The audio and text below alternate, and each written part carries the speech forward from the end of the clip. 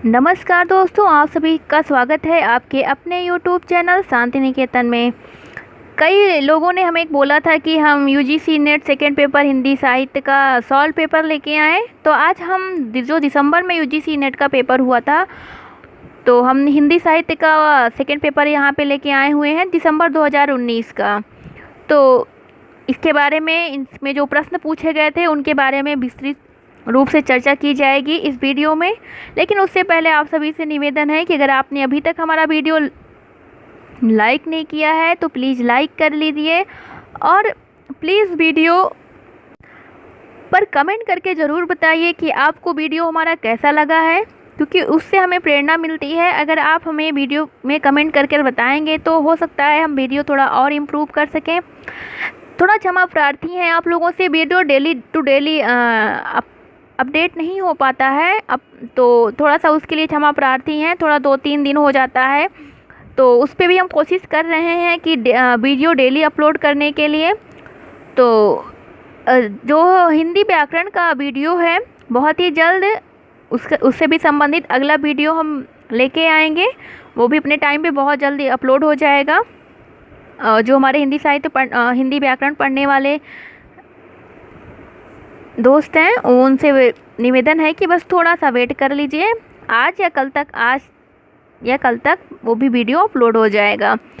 इसके बाद चलिए हम देखते हैं प्रश्नों को। हमारा पहला प्रश्न है, यहाँ पे कोई सीरीज नहीं है कि हमने सारे प्रश्नों को कलेक्ट किया हुआ है, तो इस तरह कोई सीरीज नहीं है।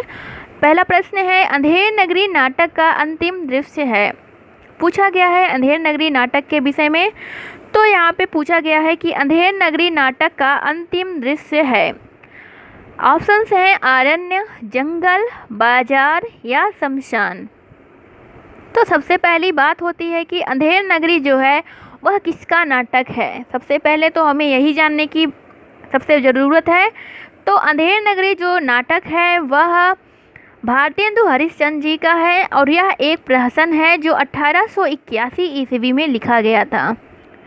प्रहसन है 1881 ईस्वी में लिखा गया था। और इस अंधेर नगरी नाटक जो है, इसमें राजा की मूर्खता, उसके अन्याय और अंधेरगर्दी पर तीखा व्यंग किया गया है। एक तरीके से हम इसमें देखते हैं सवा शेर भाजी सवा शेर खाजा, टके शेर भाजी टके शेर खाजा। तो वही जो मतलब जैसी राजा वैसी प्रजा। तो एक भ्रष्ट शासन को दिखाया गया है इसमें, एक भ्रष्ट शासन, एक भ्रष्ट राजा, और उस भ्रष्ट शासन और भ्रष्ट राजा का कैसी जनता पर असर पड़ता है उसे दिखाया गया है इस नाटक के माध्यम से। तो इस नाटक का अंतिम दृश्य पूछा गया है। तो अंतिम दृश्य से पहले तो हमें ये जानना जरूरी है कि कितने दृश्य टोटल इसमें हैं। तो टोटल इसमें 6 दृश्य हैं, जिसका अंतिम दृश्य है शमशान। बाकी के जो इसके दृश्य हैं वो हैं क्रमशः वाइज, वो हैं बाह्य प्रांत, बाजार, जंगल, राज्यसभा, अरण्य और शमशान। इस तरह इसके 6 दृश्य हैं, जिसमें से अंतिम जो दृश्य है वो है शमशान। अगला प्रश्न हम देखते हैं। अगला प्रश्न है हमारा, तात्विक दृष्टि से ना तो हम इन्हें कबीर को अद्वैतवादी कह सकते हैं और न एकेश्वरवादी। कबीर से संबंधित यह विचार किसका है। तो इसमें पूछा गया है, एक कथन है जिसके बारे में पूछा गया है। तो हमारे ऑप्शंस हैं हजारी प्रसाद द्विवेदी, रामचंद्र शुक्ल, राहुल सांस्कृत्यायन, माता प्रसाद गुप्त। तो इसमें हम अगर अपना सही विकल्प देखें तो वह है रामचंद्र शुक्ल। आचार्य रामचंद्र शुक्ल जी ने बोला था कि तात्विक दृष्टि से ना तो हम इन्हें कबीर जी को पूरे अद्वैतवादी कह सकते हैं और न एकेश्वरवादी। इसके साथ ही इन्होंने और भी चीज़ें कबीरदास जी के बारे में बोली हुई हैं जो इस प्रकार हैं। थोड़ा सा प्रतिभा उनमें बड़ी प्रखर थी। इसके साथ ही उन्होंने बोला है कि कबीर तथा अन्य निर्गुण पंथी संतों के द्वारा रागात्मिकता, भक्ति और ज्ञान का योग तो हुआ है, पर कर्म की दिशा वही रही जो नाथ पंथियों के यहाँ रही। इसके साथ ही कुछ और भी कथन है कबीर के बारे में, जिन्होंने कुछ और कथन हैं जिन्हें आचार्य शुक्ल ने बोला हुआ है। इसमें कोई संदेह नहीं कि कबीर ने ठीक मौके पर जनता के उस बड़े भाग को संभाला जो नाथपंथियों के प्रभाव से, प्रेम भाव और भक्ति रस से शून्य शुष्क पड़ता जा रहा था। ये भी इम्पोर्टेंट कथन है जो अक्सर परीक्षाओं में पूछ लिया जाता है। इसके साथ ही शुक्ल जी का एक और कथन है कबीरदास जी के संदर्भ में। उन्होंने भारतीय ब्रह्मवाद के साथ सूफियों के भावात्मक रहस्यवाद, हठयोगियों के साधनात्मक रहस्यवाद और वैष्णवों के अहिंसावाद तथा प्रपत्तिवाद का मेल करके अपना पंथ खड़ा किया। इसके साथ ही एक और कथन है, इनका भाषा बहुत परिष्कृत और परिमार्जित न होने पर भी कबीर की उक्तियों में कहीं कहीं विलक्षण प्रभाव और चमत्कार है। प्रतिभा उनमें बड़ी प्रखर थी, इसमें एक संदेह नहीं है। तो यह कथन है, कुछ महत्वपूर्ण कथन थे जो कबीरदास जी के बारे में आचार्य शुक्ल जी ने कहा हुआ है। तो इस प्रश्न को मद्देनज़र इन सारे कथनों को भी आप इस प्रश्न के साथ साथ इन सारे कथनों को भी आप ध्यान में रखें। इसके साथ ही हम अगला प्रश्न देखते हैं। हमारा अगला प्रश्न है, एक पंक्ति दी गई है जिसके बारे में पूछा गया है। पंक्ति है, दिवस का अवसान समीप था, गगन था कुछ लोहित हो चला, तरुशिखा पर थी अब राजती कमलिनी कुल वल्लभ की प्रभा। इसमें पूछा गया है इस पंक्ति में कि इस पंक्तियों का आशय, इन पंक्तियों का आशय है। ऑप्शंस दिए गए हैं, सूर्यास्त हो गया था, ऑप्शन बी है आसमान में लालिमा फैलने लगी थी, ऑप्शन सी है चिड़िया अपने नीड़ों में विश्राम कर रही थी, ऑप्शन डी है पेड़ों की फुंगियों पर सूरज की आखिरी किरणें विराजमान थी। ये कुछ दिए गए थे कि इनमें से इन पंक्तियों का आशय क्या है। तो अगला पूछा गया है विकल्प, नीचे दिए गए विकल्पों में सही विकल्प चुनिए। तो हमारा विकल्प है पहला ए और बी, बी और डी, बी और सी, ए और सी। तो इसमें से कौन सा विकल्प सही है? तो अगर हम देखें तो हमारा विकल्प सही है, विकल्प हमारा दूसरा सही है, बी और डी। बी और डी देखते हैं हम, बी और डी है क्या? बी है आसमान में लालिमा फैलने लगी थी, और डी है पेड़ों की फुंगियों पर सूरज की आखिरी किरणें विराजमान थी। सबसे पहली बात तो ये तो हमने पंक्तियों का आशय निकाला, किंतु यह पंक्तियां हैं किसकी? कभी कभी यह पंक्तियां भी दे दिया जाता है एग्ज़ाम में और पूछता है यह पंक्ति किसकी है। अक्सर इस पंक्ति को तो दिया ही जाता है। तो यह जो पंक्ति है वह अयोध्या सिंह उपाध्याय हरिऔध द्वारा रचित महाकाव्य जो उनका है प्रिय प्रवास, उसके प्रथम सर्ग से ली गई है। अगर हम प्रिय प्रवास के बारे में कहें तो यह खड़ी बोली का प्रथम महाकाव्य है। इसकी जो कथा वस्तु है वह श्रीमद् भागवत गीता के 10वें स्कंद से ली गई है। इस पंक्ति में ये जो पंक्ति है इसमें संध्या काल का वर्णन किया गया है। इस तरह हमारा कथन सही होता है बी और डी। अगला प्रश्न है, उर्वशी के तृतीय अंक के आधार पर कौन से कथन सही हैं? पूछा गया है, कुछ कथन दिए गए हैं। शक्तिशाली और दुर्दुर्प पुरुष भी सुंदरियों के कटाक्ष से आहत हो जाते हैं। दूसरा है उर्वशी मानवी है। तीसरा है उर्वशी कहती है यह देह भाव भ्रांति है। डी है पुरुरुआ के अनुसार मृत्य मानव को देवता कहा जा सकता है। सही विकल्प इसमें चुनने के लिए है, सही विकल्प है हमारा सही विकल्प, कुछ विकल्प दिए गए हैं। जो विकल्प हैं हमारे वो हैं इस प्रकार, ए और बी, ए और डी, बी और सी या फिर ए और सी। तो अगर हम देखें तो हमारा सही विकल्प जो है वह है ए और सी। देखते हैं ए और सी विकल्प हैं क्या।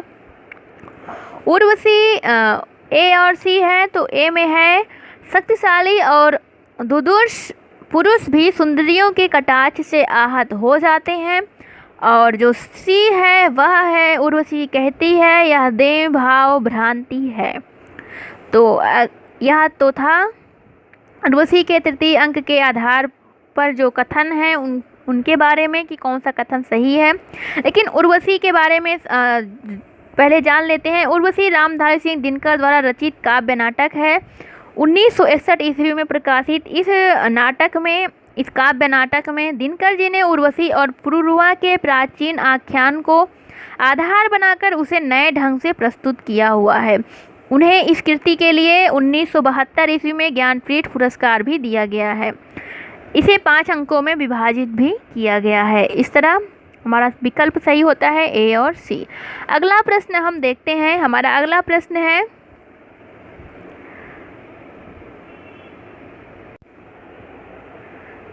पीछे लगा जाय था लोक वेद के साथ आगे थे सतगुरु मिल्या दीपक दिया हाथी। इसमें पूछा गया है कि उक्त पंक्तियों में कबीर दास जी क्या कहना चाहते हैं। तो कुछ दिया गया है, कुछ पॉइंट्स। पहला पॉइंट है, लोक और वेद का अनुसरण करने के कारण मैं परम तत्व से दूर था। दूसरा है, लोक और वेद की रूढ़वादिता ने परम तत्व के अभिज्ञान का मार्ग प्रशस्त किया। अगला है, सद्गुरु के ज्ञान रूपी प्रकाश से मैंने परम तत्व का साक्षात्कार किया। और डी है, सद्गुरु ने दीपक थमाकर संसार में भटकने के लिए छोड़ दिया। तो हमें इसमें सही विकल्प का चुनाव करना है। हमारे विकल्प इस तरह हैं, ए और बी, ए और सी, बी और सी और बी और डी। तो हमारा जो सही विकल्प है वह है ए और सी। आइए देखते हैं ए और सी विकल्प है क्या। तो हमारा जो ए विकल्प है वह है, लोक और वेद का अनुसरण करने के कारण मैं परम तत्व से दूर था। इसके साथ ही जो सी विकल्प है वह है, सद्गुरु के ज्ञान रूपी प्रकाश से मैंने परम तत्व का साक्षात्कार किया। जैसा कि हम देख ही रहे हैं, पीछे लगा जाय था लोक वेद के साथी आगे थे सतगुरु मिले दीपक दिया हाथी। क्योंकि इसमें वो कह ही रहे हैं कबीर दास जी कि मैंने लोक परंपरा का अनुसरण करते हुए वेद और जो लोक परंपराएं हैं उनका अंधा अनुकरण किया था, जिसका क्योंकि मुझे तो उचित और अनुचित का ज्ञान ही नहीं था। लेकिन आगे मुझे सद्गुरु मिल गए, उनके हाथ में ज्ञान रूपी दीपक था और जिसके प्रकाश से मैंने अपने मार्ग को प्रशस्त किया और मैं अपने लक्ष्य तक पहुंच सका। तो इस तरह इस प्रश्न का सही जो विकल्प है वह है ए और सी। अगला प्रश्न है हमारा, उत्तरकांड के कलयुग प्रसंग में तुलसीदास ने लिखा है। कुछ पॉइंट्स दिए गए हैं। आचारहीन और वेद विरोधी लोग ज्ञानी और सन्यासी कहलाएंगे। दूसरा है, माता पिता अपने बच्चों को मानव धर्म की शिक्षा देंगे।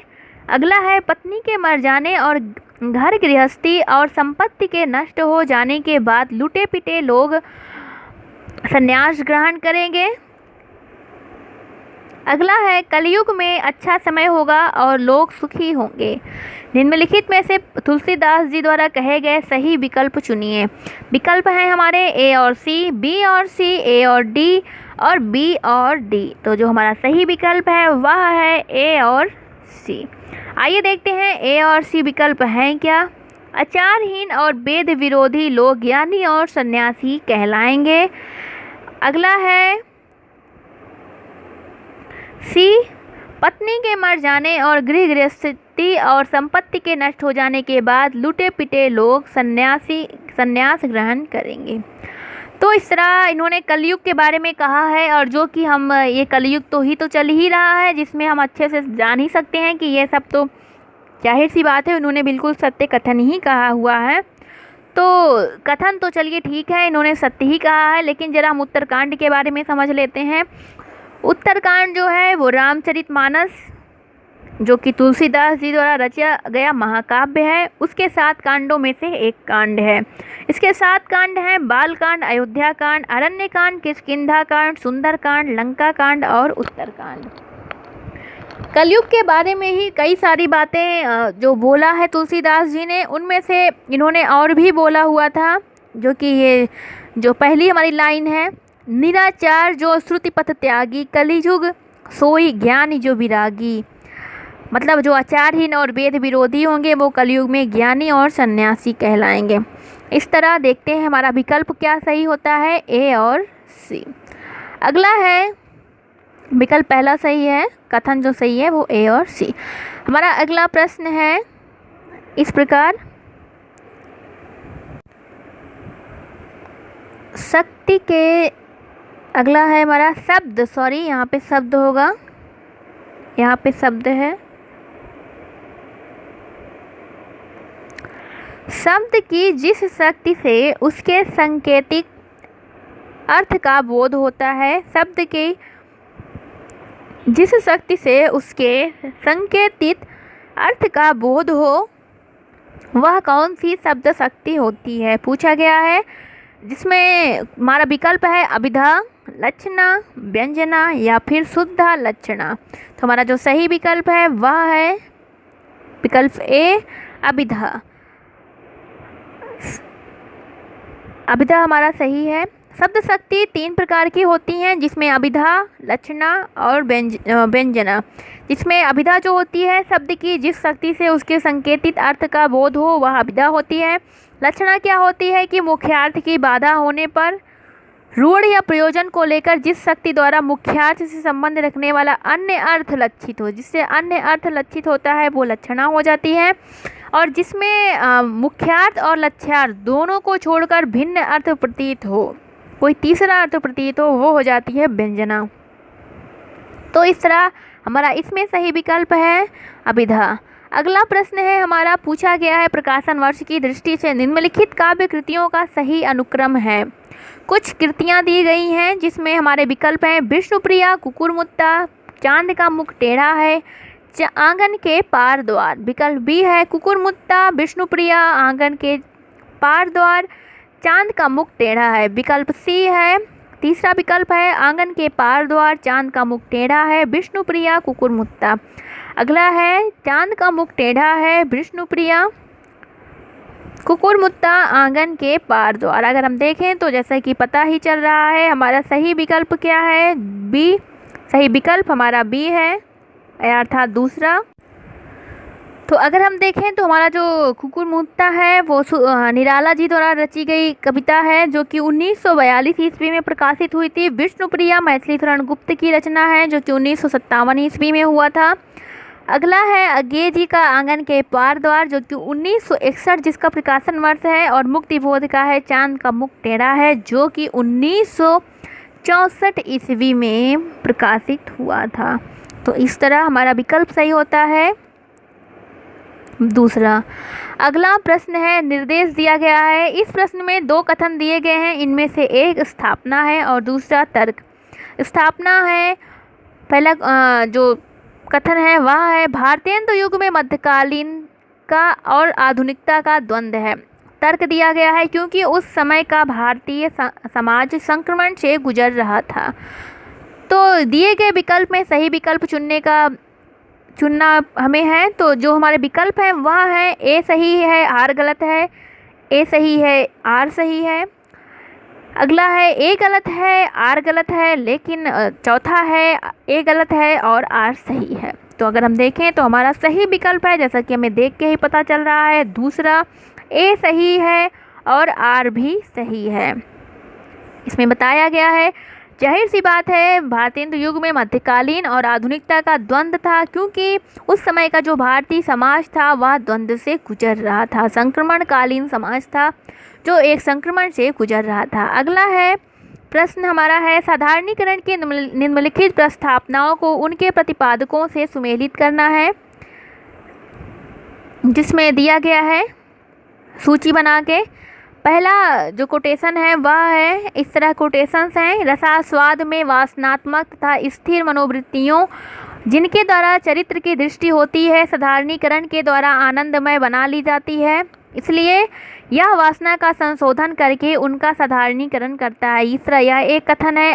आगे भी ऐसे 4 कथन हैं और ये इधर राइटर्स दिए गए हैं, इनके बारे में बताना है कि कौन से राइटर ने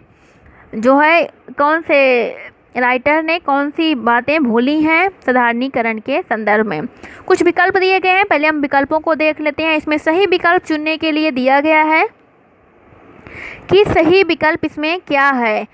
तो जो सही विकल्प चुनने के लिए दिया गया है उसमें विकल्प अगर हम देखें तो हमारा जो सही विकल्प है वह है, विकल्प हमारा सही है ए हमारा विकल्प सही है, एकदम सही विकल्प है ए। आइए देखते हैं किस तरह इसमें बोला गया है ए में सी। तो देखते हैं, हम थोड़ा इसको छोटा कर लेते हैं तो अच्छे से दिखेगा। पूछा गया, रसा स्वाद में वासनात्मक और तथा स्थिर मनोवृत्तियां जिनके द्वारा चरित्र की दृष्टि होती है, साधारणीकरण के द्वारा आनंदमय बना ली जाती है, इसीलिए यह वासना का संशोधन करके उनका साधारणीकरण करता है। यह जो कथन है वह है, यह कथन जो है वह है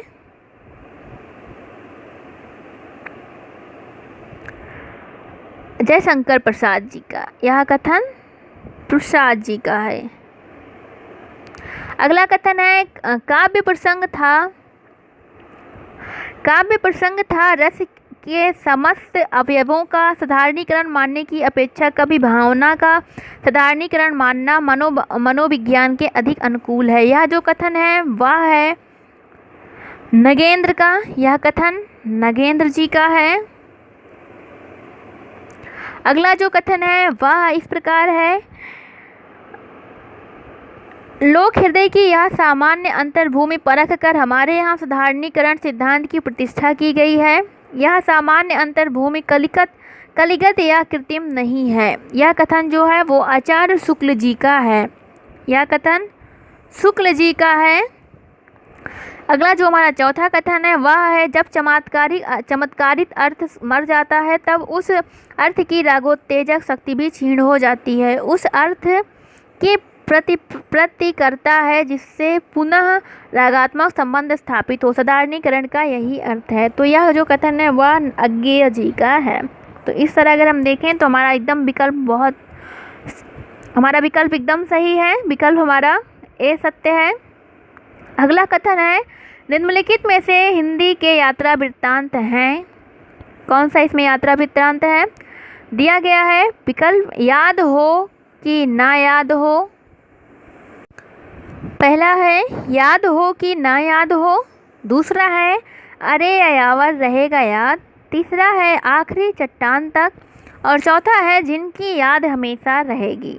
तो पूछा गया है इसमें निम्नलिखित में से सही विकल्प चुनना है। दो इसमें से जो हैं वो यात्रा वृत्तांत हैं, तो हमें पहचानना है। हमारा विकल्प है ए और बी, बी और डी, ए और बी, ए और डी और बी और सी। तो हमारा सही विकल्प जो है वह है बी और सी। आइए देखते हैं बी और सी कौन कौन से हैं यात्रा वृत्तांत। बी और सी यानी अरे अयावर रहेगा याद और आखिरी चट्टान तक।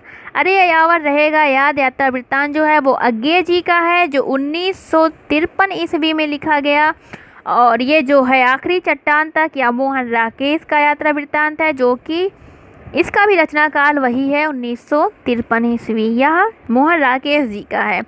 इसके साथ ही अगर हम देखें तो याद हो कि ना याद हो, यह संस्मरण है जो 1992 ईस्वी में काशीनाथ सिंह ने लिखा, और जो अगला है जिनकी याद हमेशा रहेगी वह भी संस्मरण है 1992 ईस्वी में, इसे अमृत राय द्वारा लिखा गया था।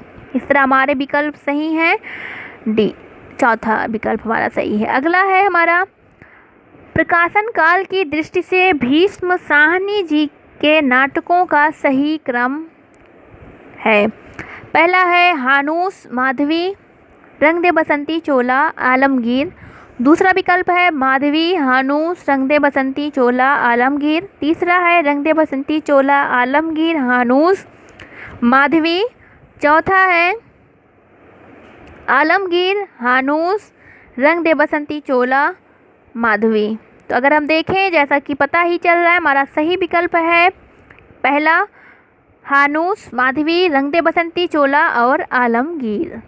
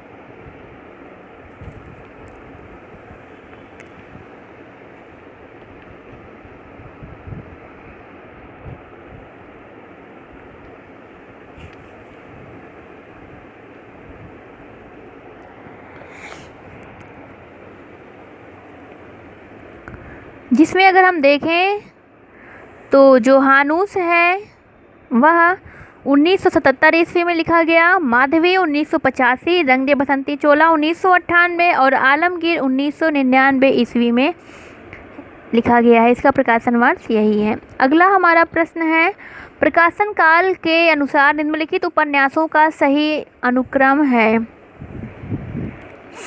उपन्यास कुछ दिए गए हैं, उनका सही अनुक्रम पूछा गया है। हमारे जो विकल्प हैं वो इस प्रकार हैं, परीक्षा गुरु, गोदान, शेखर एक जीवनी, तमस। अगला विकल्प है गोदान, शेखर एक जीवनी, परीक्षा गुरु, तमस। अगला विकल्प है परीक्षा गुरु, तमस, गोदान, शेखर एक जीवनी। चौथा विकल्प है शेखर एक जीवनी, तमस, गोदान और परीक्षा गुरु। तो अगर हम देखें तो हमारा जो सही विकल्प है वह है पहला, परीक्षा गुरु, गोदान, शेखर एक जीवनी तथा तमस। परीक्षा गुरु जो है वो 1982 ईस्वी में 1882 ईस्वी में श्रीलाला निवास जी द्वारा लिखा गया था। जो गोदान है वो प्रेमचंद जी द्वारा 1936 ईस्वी में रचा गया। इसके साथ ही शेखर एक जीवनी का प्रकाशन वर्ष है 1941, जो कि अज्ञे जी द्वारा रचा गया उपन्यास है। भीष्म साहनी का है तमस, जो कि 1973 ईस्वी में रचा गया उपन्यास है। तो इस तरह हमारा विकल्प सही होता है पहला। अगला है प्रश्न, शास्त्रानुसार अर्थ प्रकृति के प्रकार हैं। दिया गया है, कुछ बिंदुएं हैं। पहला है यत्न, दूसरा विमर्श, तीसरा है बिंदु और चौथा है बीज। पूछा गया है इसमें कि निम्नलिखित में सही विकल्प चुनना है। विकल्प दिया गया है ए और बी, बी और सी और डी, ए और सी। तो सही विकल्प जो है वह है सी और डी। सी और डी, आइए देखते हैं क्या है। सी है बिंदु, सी और डी है बीज। इस तरह अगर हम सबसे पहले ये जान लेते हैं ये है क्या, तो शास्त्रानुसार जो काव्य विन्यास होता है उसके 3 आधार होते हैं, अर्थ प्रकृति, काव्यावस्था और संधियाँ। अर्थ प्रकृति जो होती है उसके प्रकार हैं बीज, बिंदु, पताका, प्रक्रिया और कार्य। यह बहुत इंपॉर्टेंट है, परीक्षाओं में अक्सर पूछा जाता है इनके प्रकार के संदर्भ में। दूसरा है जो कार्यावस्था, उसका है आरंभ, प्रयत्न, प्रत्याशा, नियताप्ति और फलागम। संधियाँ हैं, उनके प्रकार हैं मुख, प्रतिमुख, गर्म, विमर्श या अवमर्श और निवहरण। अगला प्रश्न हम देखते हैं। अगला प्रश्न है इस प्रकार, निम्नलिखित में से विदेशी परिवेश पर आधारित कौन सा उपन्यास नहीं है। कुछ उपन्यास दिए गए हैं जिसमें है परिशिष्ट, चक्रव्यूह, वे दिन और सफ़र के साथी। विकल्प चुनना है ए और सी, ए और बी, बी और सी, ए और डी। तो अगर हम देखें तो जो सही विकल्प है वह है हमारा ए और बी। ए और बी, आइए देखते हैं कौन से उपन्यास हैं ए और बी। अर्थात परिशिष्ट और चक्रव्यूह जो हैं वो विदेशी परिवेश पर आधारित हमारे उपन्यास नहीं है। तो इस तरह हमें पता चलता है कि वे दिन और सफ़र के साथी जो हैं वह विदेशी परिवेश पर आधारित हमारे उपन्यास हैं। यह भी आप याद रखें। परिशिष्ट में क्या है कि इसमें IIT जैसे तकनीकी संस्थानों में दलित विरोधी वातावरण को दिखाया गया है। दलित विमर्श से संबंधित है, जो कि गिरिराज किशोर जी द्वारा रचा गया उपन्यास है। चक्रव्यूह, इसके साथ ही चक्रव्यूह भी विदेशी परिवेश से संदर्भित नहीं है। और ये जो है वे दिन निर्मल वर्मा का उपन्यास है। इसके साथ ही जो है सफ़र के साथी, वह सुनीता जैन का उपन्यास है। अगला प्रश्न है हमारा, सर्वसुख नामक अग्रवाल बनिया की कथा किस उपन्यास में उल्लिखित है। हमारे विकल्प हैं देवरानी जेठानी की कहानी, दूसरा है वामा शिक्षक, तीसरा है भाग्यवती और चौथा है निसहाय हिंदू। तो जो सही विकल्प है वह है देवरानी जेठानी की कहानी। सर्वसुख नामक अग्रवाल बनिया की जो कहानी है वो देवरानी जेठानी की कहानी में यह पात्र हमें देखने को मिलता है या कहानी हमें देखने को मिलती है। अगर आपने अभी तक यूजीसी नेट हिंदी साहित्य के उपन्यासों का अध्ययन नहीं किया है तो आप हमारे वीडियो में जा सकते हैं। इस वीडियो की लिंक में भी हम अपने उपन्यासों का लिंक शेयर कर देंगे, आप वहां से उस वीडियो को जाके सारे उपन्यासों का अध्ययन अच्छे से कर सकते हैं। इसके साथ ही अगला प्रश्न हम देखते हैं। अगला प्रश्न है हमारा, राम तुम माना हो ईश्वर नहीं हो क्या, विश्व में रमे हुए नहीं सभी कहीं हो क्या, तब मैं निरीश्वर हूँ ईश्वर क्षमा करे, तुम ना रमो तो मन तुम में रमा करे। पूछा गया है, आधुनिक दृष्टिकोण से प्रेरित मैथिली शरण गुप्त ने राम के विषय में यह काव्योक्ति किस काव्य ग्रंथ में लिखी है। विकल्प है पंचवटी, साकेत, नहुस या विष्णुप्रिया। तो यह जो पंक्ति है वह साकेत की है। साकेत में लिखा गया है यह पंक्ति, राम तुम माना हो ईश्वर नहीं हो क्या। इसके साथ ही हम देखें जो साकेत है वह मैथिली शरण गुप्त जी की रचना है। अगला जो हमारा प्रश्न है वह है, अपने काव्य सिद्धांत की निर्मिति के लिए किस पाश्चात्य आचार्य ने सहजानुभूति की अवधारणा का सहारा लिया है। तो अगर हम देखें तो हमारा जो विकल्प है वह इस प्रकार है, मैथ्यू अर्नाल्ड, क्रोंचे, लॉन्जाइनस या फिर इलियट। तो जो सही विकल्प है वह है सहजानुभूति का सिद्धांत जो है वो क्रोंचे का है। अगला प्रश्न हम देखते हैं, संज्ञात व सर्वनाम के जिस रूप से उसका संबंध वाक्य के किसी दूसरे शब्द के साथ प्रकाशित होता है उसे क्या कहते हैं। बहुत ही अच्छा सा प्रश्न है। विकल्प है विकृत अव्यय, संबंध सूचक, कारक या क्रिया विशेषण। तो जैसा कि हम सभी जानते हैं हमारा विकल्प सही है, संबंध सूचक।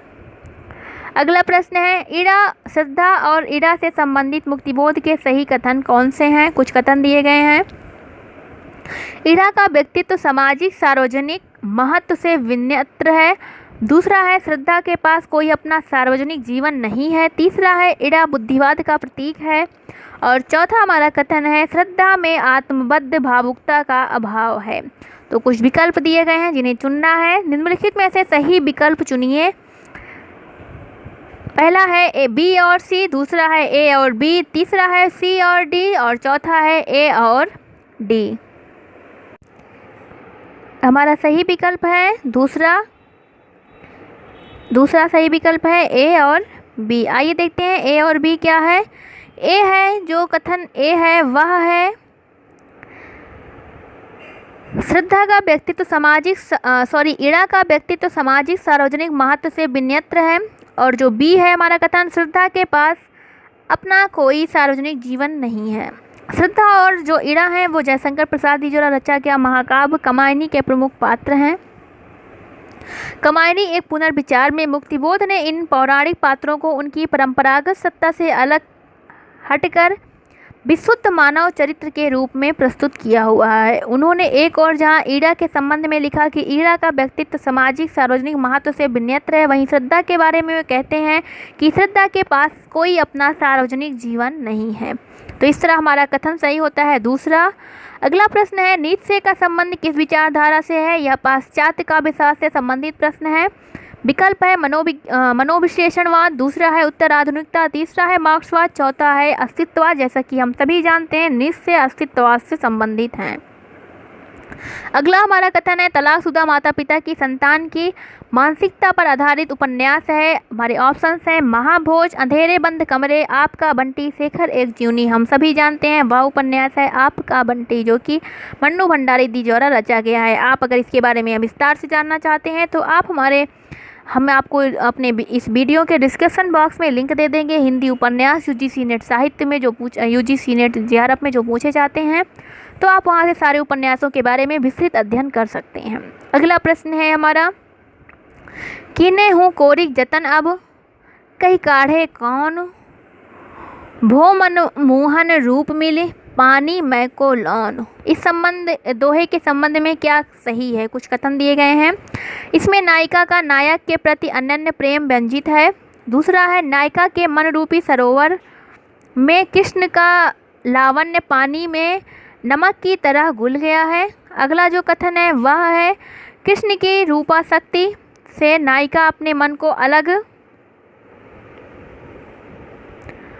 करना चाहती है। चौथा है कोरिक का अर्थ है कचोटना। सही विकल्प इसमें हमें चुनना है। दिया गया है बी और सी, ए और डी, ए और सी और ए और बी। तो जो सही विकल्प है हमारा वह है ए और बी। आइए सही विकल्प चुनते देखते हैं कौन सा है, ए और कौन सा हमारा सही है कथन, ए और बी। तो हमारा जो ए है वह है, इसमें नायिका का कृष्ण के प्रति अनन्य प्रेम है, और दूसरा नायिका के मन रूपी सरोवर में कृष्ण का लावण्य जो है वो पानी में नमक के समान घुल गया है। अगला हमारा प्रश्न है, अच्छी हिंदी बस एक ही व्यक्ति लिखता था, यह कथन किस आलोचक ने किसके बारे में कहा है। विकल्प है हजारी प्रसाद द्विवेदी जी निराला के बारे में, महावीर प्रसाद द्विवेदी जी बाल मुकुंद गुप्त के बारे में, आचार्य शुक्ल ने जयशंकर प्रसाद के बारे में कहा। अगला है नंद दुलारे वाजपेयी ने महावीर प्रसाद द्विवेदी के बारे में। सही विकल्प है, हम सभी जानते हैं, महावीर प्रसाद द्विवेदी जी ने बाल मुकुंद के बारे में कहा था कि एक ही व्यक्ति है, अच्छी हिंदी बस एक ही व्यक्ति लिखता है। अगला है प्रश्न हमारा, त्रिवेदी युगीन कविता की मुख्य प्रवृत्तियाँ हैं समाज सुधार, गीति काव्य की प्रचुरता, स्वच्छंदता, इतिवृत्तात्मकता। निम्नलिखित में से सही विकल्प को चुनना है। विकल्प दिए गए हैं ए और सी, बी और ए और डी, बी और डी। तो हमारा जो सही विकल्प है वह है ए और डी। जैसा कि हम सभी जानते हैं समाज सुधार त्रिवेदी युगीन कविता में देखा जाता है, साथ ही इतिवृत्तात्मकता इसकी प्रमुख विशेषता रही है। गीति काव्य की प्रचुरता और स्वच्छंदतावाद ये दोनों ही छायावाद की प्रवृत्तियाँ हैं। अगला हम देखते हैं, फोर्ट विलियम कॉलेज में हिंदुस्तानी के प्रथम प्रोफेसर कौन थे। यहाँ गिलक्रिस्ट। अगला है विलियम जोन्स, पिनकॉट या ग्रियर्सन। तो जो है गिलक्रिस्ट जी जो हैं वह गिलक्रिस्ट होगा यहाँ पे। गिलक्रिस्ट जी जो हैं वो फोर्ट विलियम कॉलेज में हिंदुस्तानी के प्रथम प्रोफेसर थे। अगला प्रश्न है हमारा, न खास हिंदी न खास उर्दू जबान गोया मिली जुली हो, उपर्युक्त कथन किसका है। हमारे विकल्प हैं शिव प्रसाद सितारेहीन, भारतेंदु हरिश्चंद्र, राजा लक्ष्मण सिंह या फिर जॉर्ज ग्रियर्सन। जैसा कि हम सभी जानते हैं राजा शिव प्रसाद सितारेहीन जो थे वो उर्दू और हिंदी मिश्रित भाषा के समर्थक थे, और उन्हीं का यह कथन है, न खास हिंदी न खास उर्दू जबान गोया मिली जुली हो। अगला प्रश्न है हमारा, रचना काल के अनुसार निम्नलिखित कवियों का सही अनुक्रम है। सरहपा, पुष्पदंत, अद्यमान, लुइपा। अद्यमान यानी रहमान को बोला जाता है। अगला है हमारा लुइपा, सरहपा, अद्यमान, पुष्पदंत। अगला है पुष्पदंत, सरहपा, लुइपा, अद्यमान। अगला है सरहपा, लुइपा, पुष्पदंत, अद्यमान। तो अगर हम देखें तो हमारा जो सही विकल्प है वह है विकल्प चौथा, सरहपा, लुइपा, पुष्पदंत और अद्यमान। आइए इनका टाइम देख लेते हैं क्या है। सरहपा का समय है 769 ईस्वी, और अगर लुइपा का समय देखें तो 773 ईस्वी है। पुष्पदंत जो है वो 10वीं सदी के हैं, और अद्यमान जो रहमान है वो 12वीं सदी के हैं। अगला प्रश्न है हमारा, प्रकाशन काल के अनुसार निम्नलिखित निबंध ग्रंथों का सही अनुक्रम है। दिया गया है क्रम, सीरीज की याद आई, अर्धनारीश्वर, अशोक के फूल, श्रृंखला की कड़ियाँ। दूसरा है सीरीज की याद आई, अशोक के फूल, श्रृंखला की कड़ियाँ, अर्धनारीश्वर। अगला है श्रृंखला की कड़ियाँ, अशोक के फूल, अर्धनारीश्वर, सीरीज की याद आई। इसके साथ ही अगला जो विकल्प है हमारा वह है अर्धनारीश्वर, सीरीज की याद आई, श्रृंखला की कड़ियाँ और अशोक के फूल। तो अगर हम देखें तो हमारा जो सही विकल्प है वह है तीसरा, श्रृंखला की कड़ियाँ, अशोक के फूल, अर्धनारीश्वर, सीरीज की याद आई। श्रृंखला की कड़ियाँ 1942 ईस्वी में महादेवी प्रसाद जी द्वारा रचा गया। इसके साथ ही अशोक के फूल 1948 ईस्वी इसका प्रकाशन वर्ष है, जो कि हजारी प्रसाद द्विवेदी जी की रचना है। अगला है अर्धनारीश्वर, जो कि जिसका रचना काल है 1952, जो कि रामधारी सिंह दिनकर का है निबंध। अगला है सीरीज की याद आई, जो कि विद्यानिवास मिश्र का है, जिसका समय है 1995। तो इस तरह हमारा जो विकल्प सही होता है वह है तीसरा। अगला प्रश्न है हमारा, इनमें से कौन से अलंकार सादृश्य मूलक हैं? दिया गया है विभावना, व्यतिरेक, उत्प्रेक्षा या विसंगति। विसंगति इसमें से हमें चूज करना है इन चारों में, विभावना, व्यतिरेक, उत्प्रेक्षा और असंगति में हमें चूज करना है। हमारे विकल्प हैं ए और बी, दूसरा है बी और डी, तीसरा है बी और सी, तीसरा है ए और सी। सही विकल्प है हमारा तीसरा बी और सी, बी और सी। आइए देखते हैं बी और सी क्या है। बी यानी व्यतिरेक और सी उत्प्रेक्षा जो है वो सादृश्य मूलक हैं। आइए देखते हैं कौन कौन से अलंकार कौन कौन से हैं। अर्थालंकार के मुख्यतः हम देखें तो 7 उपभेद होते हैं, जिनमें से पहला है सादृश्य मूलक, जिसमें आते हैं उत्प्रेक्षा, उपमा, रूपक और संदेह।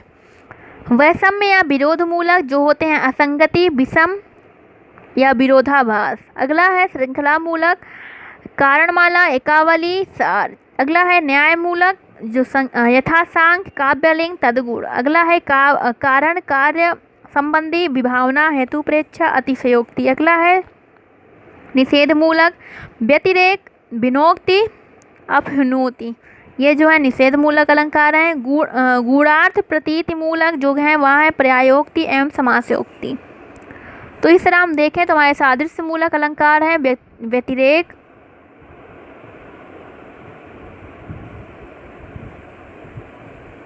और उत्प्रेक्षा।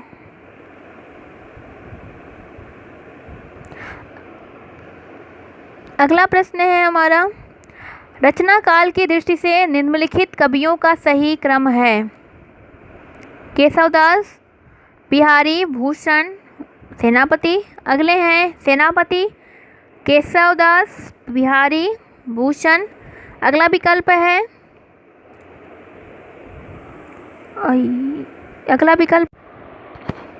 हमारा विकल्प फिर से हम देख लेते हैं, केशवदास, बिहारी, भूषण, सेनापति। दूसरा है सेनापति, केशवदास, बिहारी, भूषण। अगला है भूषण, केशवदास, बिहारी, सेनापति। अगला है केशवदास, सेनापति, भूषण और बिहारी। तो हम देखें तो इसमें हमारा सही विकल्प जो है वह है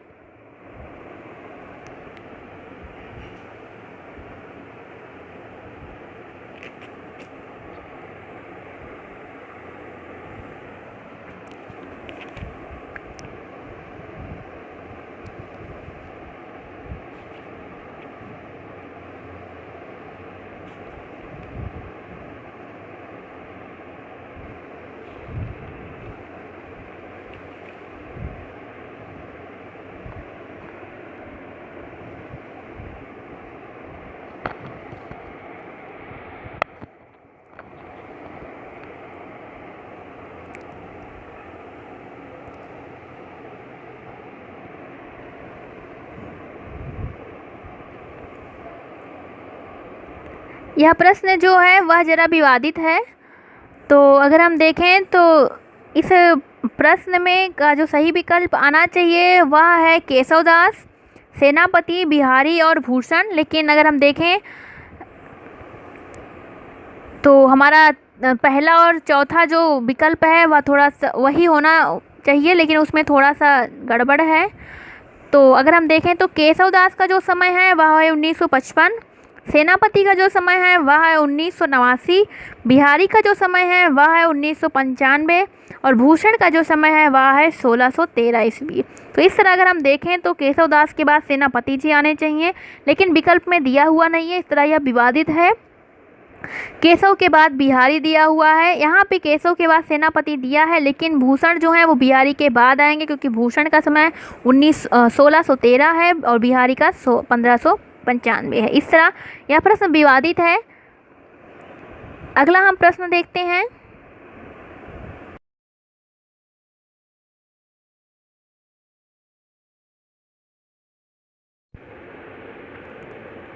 अगला प्रश्न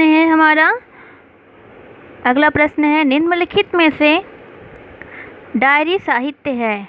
विकल्प हैं कुछ पॉइंट डायरियों के नाम दिए गए हैं। प्रवास की डायरी, एक साहित्यिक की डायरी, दिल्ली मेरा प्रदेश, ऋण जल धन जल। निम्नलिखित में से सही विकल्प चुनना है। विकल्प हैं ए और डी, बी और सी, ए और बी, ए और सी। अगर हम देखें तो हमारा सही विकल्प जो है वह है ए और सी। अगला प्रश्न है हमारा, निम्नलिखित मिथकीय कविताओं को उनके कवियों के साथ सुमेलित कीजिए।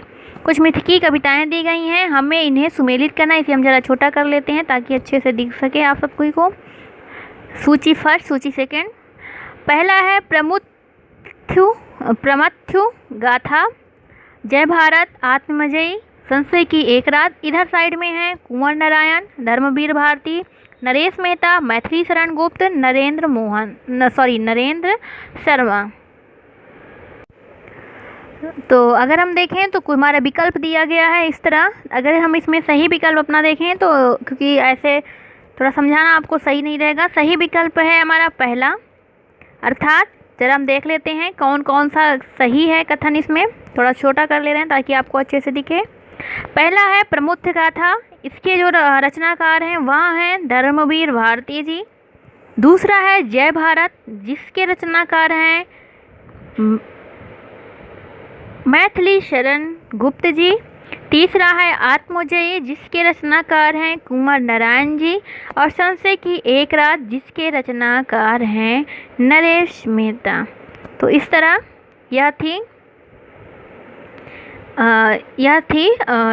जो मिथ की कविताएं और उससे संदर्भित कुछ महत्वपूर्ण कवि।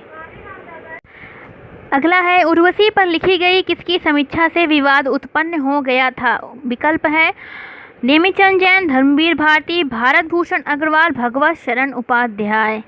तो सही विकल्प है हमारा भगवत शरण उपाध्याय।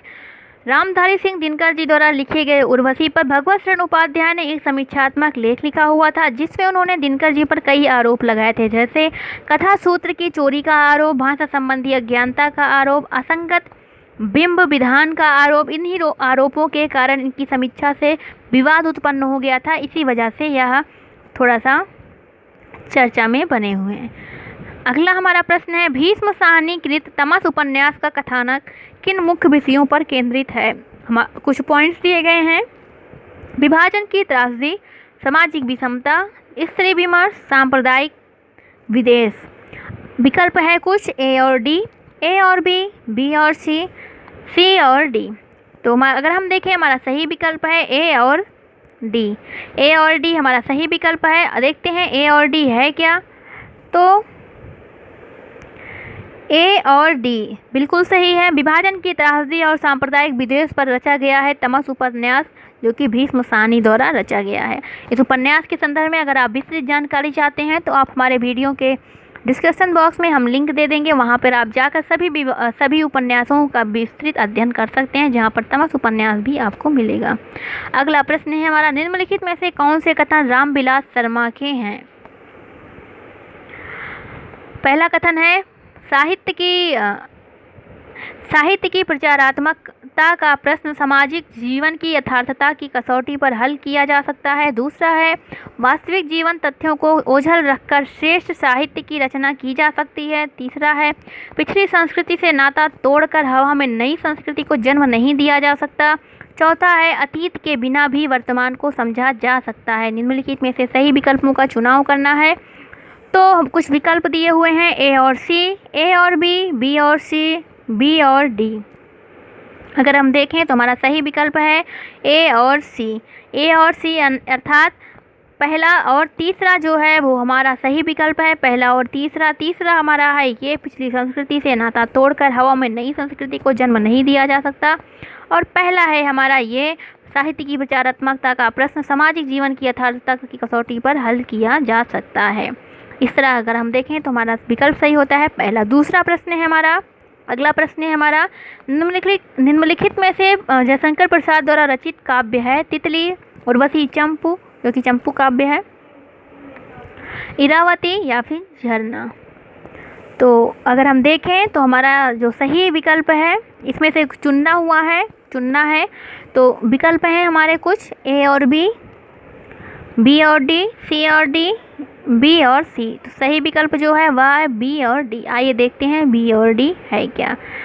जयशंकर प्रसाद जी द्वारा उर्वशी, बी और डी झरना, ये दोनों जो हैं इनके द्वारा रचित काव्य हैं। उर्वशी जो है वो चंपू काव्य है और झरना जो है इनका काव्य संग्रह है। अगला प्रश्न है हमारा, इस मेले का मुख्य उद्देश्य है व्यापार की वृद्धि हो। यह किस प्रकार का वाक्य है? संयुक्त वाक्य, मिश्र वाक्य, साधारण वाक्य या फिर उद्देश्यवर्धक वाक्य? तो हमारा जो सही विकल्प है वह है मिश्र वाक्य। यह है एक प्रकार का मिश्र वाक्य है जिसमें एक प्रधान वाक्य और दूसरा आश्रित उपवाक्य होता है।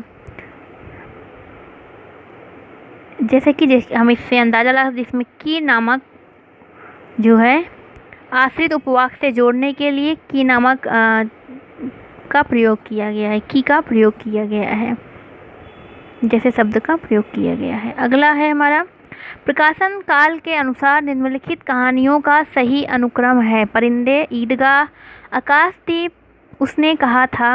दूसरा है विकल्प हमारा, उसने कहा था, आकाशदीप, ईदगाह, परिंदे। तीसरा विकल्प है आकाशदीप, परिंदे, उसने कहा था, ईदगाह। चौथा है ईदगाह, आकाशदीप, परिंदे, उसने कहा था।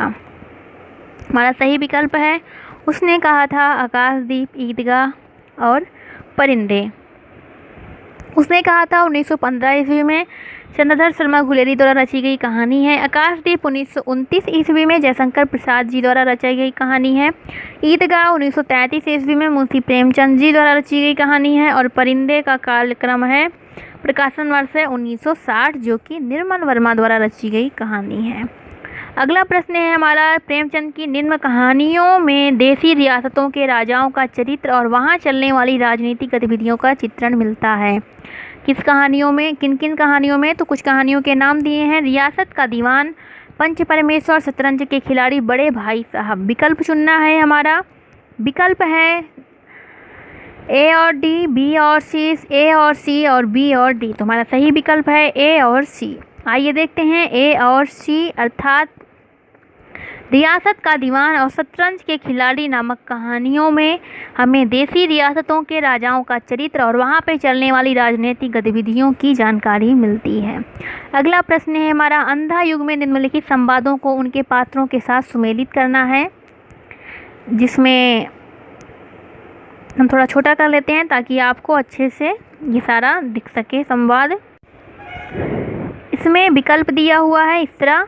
तो अगर हम देखें, हमारा जो सही विकल्प है वह है तीसरा हमारा सही विकल्प है। आइए देखते हैं किस तरह। पहला कथन है, वध मेरे लिए नहीं रही, नीति वह है अब मेरे लिए मनोग्रंथि। यह जो कथन है वह है अश्वत्थामा का। यह अश्वत्थामा का कथन है। दूसरा कथन है, आज इस पराजय की बेला में सिद्ध हुआ झूठ थी सारी अनिवार्यता भविष्य की। यह जो कथन है वह है वृद्ध याचक का। अंतिम परिणति में दोनों जर्जर करते हैं, पक्ष चाहे सत्य का हो अथवा असत्य का। यह कथन है युयुत्सु का।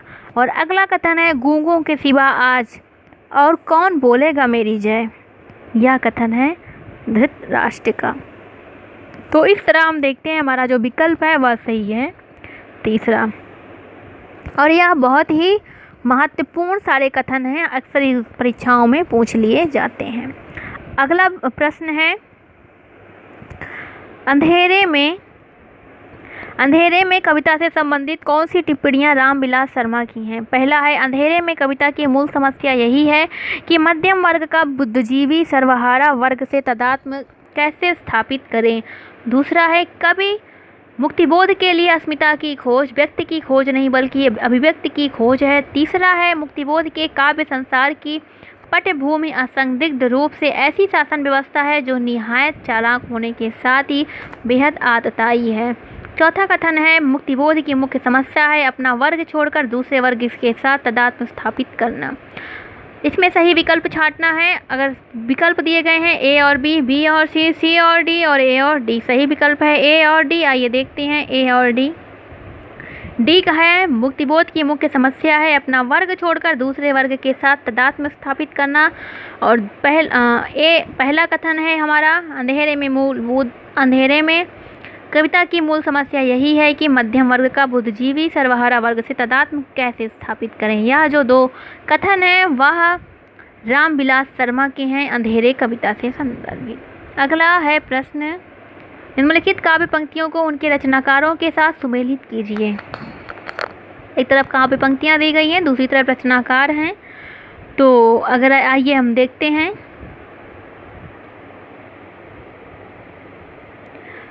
थोड़ा छोटा कर लेते हैं ताकि अच्छे से दिखे। पहले इसमें विकल्प देख लेते हैं कौन सा सही है। तो विकल्प हमारा जो सही है वह है दूसरा विकल्प हमारा सही है। आइए देखते हैं किस तरह से दूसरा विकल्प हमारा सही है। थोड़ा छोटा कर लेते हैं ताकि पूरा प्रश्न अच्छे से दिखे।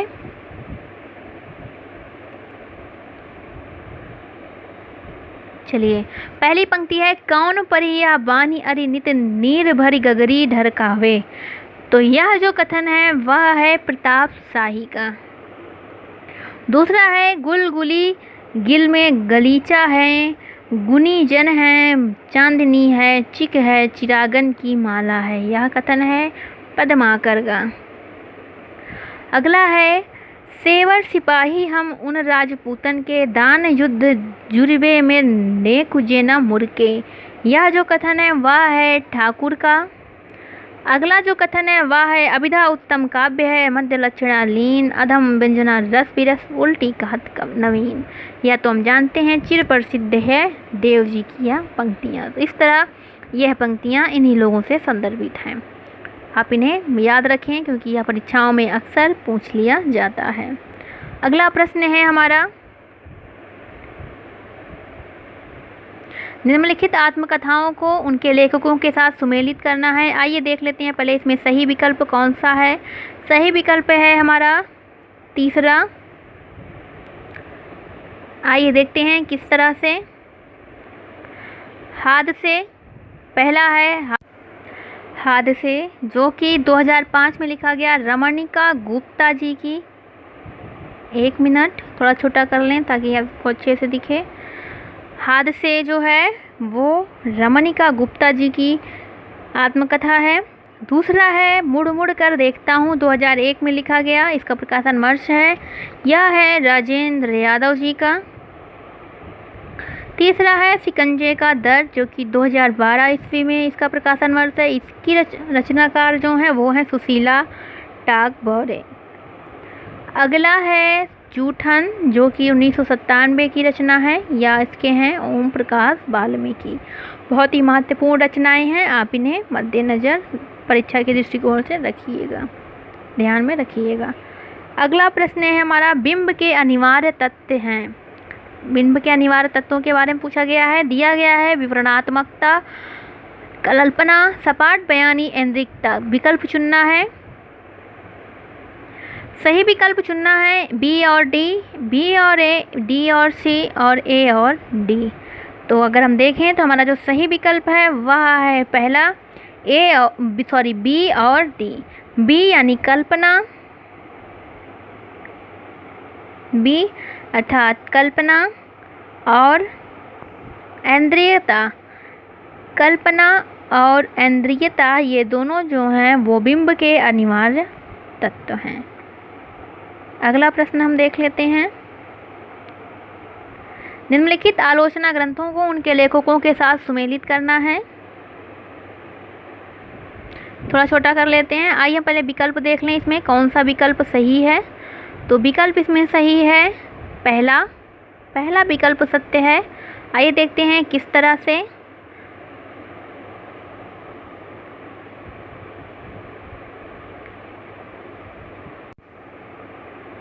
पहला है कमायनी एक पुनर्विचार जो कि अभी हमने इससे संदर्भित देखा था, मुक्तिबोध की रचना है। अगला है उनका आलोचना ग्रंथ है। अगला है अधूरे साक्षात्कार जो कि नेमीचंद जैन की आलोचनात्मक ग्रंथ है। अगला है इतिहास और आलोचना जो कि नामवर सिंह की रचना है। अगला है प्रेमचंद और उनका युग जो कि रामविलास शर्मा जी की आलोचना ग्रंथ है। अगला प्रश्न है, काव्य कर्म और काव्य भाषा किस आलोचक की समीक्षा कृति है? विकल्प है मलयाज रामस्वरूप चतुर्वेदी, परमानंद श्रीवास्तव, प्रभाकर सौत्री। तो अगर हम देखें तो सारा सही विकल्प है तीसरा, परमानंद श्रीवास्तव। अगला प्रश्न है, कवि कर्म और काव्य भाषा किस आलोचक की समीक्षात्मक कृति है? सॉरी, ये हो चुका है। अगला है प्रश्न, निम्नलिखित में से कौन सा निबंध आचार्य शुक्ल द्वारा रचित नहीं है? तो दिया गया है, विकल्प है हमारे रसात्मक बोध के विविध रूप, सौंदर्य बोध और शिवत्व बोध, साधारणीकरण और व्यक्तित्व वैचित्रवाद, चौथा है काव्य में सोलोग मंगल की साधना। जैसे कि हम सभी जानते हैं ये तीनों जो हैं शुक्ल जी की रचना है। दूसरा जो है वो हमारा सही विकल्प है, यह शुक्ल जी द्वारा रचा गया निबंध नहीं है। अगला हमारा प्रश्न है, गीत फरोश में कवि क्या कहना चाहता है? विकल्प दिए गए हैं, कुछ पहले बिंदु दिए गए हैं। कवि के लिए सुनहरे अवसर बहुत हैं। दूसरा है दूसरों के मनमाफिक कविता लिखने और बेचने के लिए कवि विवश है। तीसरा है कवि पैसे के लिए गीत लिखता है। चौथा है कवि ज्ञान और संवेदना से हीन होता जा रहा है। तो इसमें अगर हम देखें तो जो सही विकल्प है वह है दूसरा हमारा, दूसरों के मनमाफिक कविता बेचने और लिखने के लिए जो हैं कवि विवश हैं। गीत फरोश भवानी प्रसाद मिश्र द्वारा लिखा गया काव्य संकलन है। इन्होंने कवि की व्यवस्था का वर्णन करते हुए कहा है कि है गीत बेचना वैसे बिल्कुल पाप, क्या करूं मगर लाचार हार कर गीत बेचता हूं। जी हाँ हुजूर, मैं गीत बेचता हूं। इस तरह हमें पता चलता है कि इनका जो विकल्प है इसमें इन्होंने जो कहना चाहते हैं विकल्प दूसरा सही है। अगला प्रश्न है, सॉरी दोस्तों, आज हम सिर्फ 50 प्रश्न तक ही करेंगे। इसके बाद हम अगली वीडियो में अपने देखेंगे इसके आगे के प्रश्नों को, क्योंकि वीडियो बहुत लंबी हो जाएगी तो आप सभी को पढ़ने में थोड़ी तक दिक्कत होती है, तो इस वजह से थोड़ा हम छोटा ही वीडियो बनाएंगे। तो क्योंकि बहुत लंबा वीडियो हो जाएगा इस वजह से आज हम 50 प्रश्नों को ही देखेंगे। किसी और दिन हम फिर ये 50 प्रश्नों के आगे के प्रश्नों को हम देखेंगे। आप सभी से निवेदन है कि आप अगर वीडियो को अभी तक लाइक नहीं की हैं प्लीज़ लाइक करें, शेयर करें, कमेंट करें। तब तक के लिए मिलते हैं अगले वीडियो के साथ में, जो कि रहेगा व्याकरण का वीडियो। तब तक के लिए आप सभी से नमस्कार।